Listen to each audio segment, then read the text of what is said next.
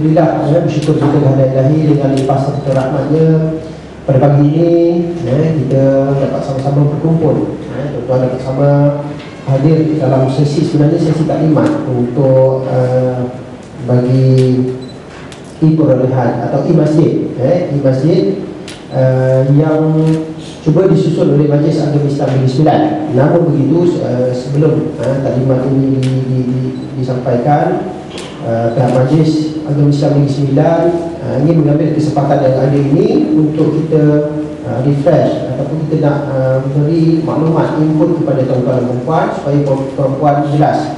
Dan kalau dilihat terus kepada struktur fungsi Ahli-Ehwal Agama Islam Negeri Sembilan, supaya kita lebih faham mana pecahnya ataupun bagaimana struktur dia.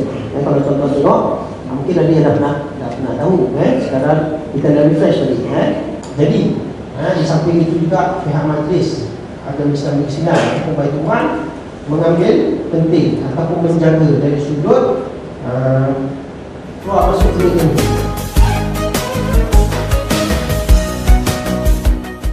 Sebagai satu media untuk menyalukan maklumat masjid kepada jemaah setempat. Jadi jika macam tuan-tuan dan datuk-datuk semua ada program-program masjid apa semua, boleh diselaraskan dan boleh disalurkan maklumat ni ke dalam masjid ni nanti.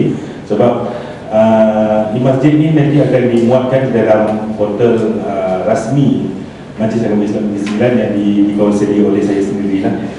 Jadi maklumat-maklumatnya boleh diselaraskan sebagai contoh macam yang Ustaz Sabu cakap itu, mungkin surau-surau sekali di bawah masjid boleh dimuat naik dia punya program di dalam masjid ini boleh kita selaraskan dia punya program-program yang dijalankan.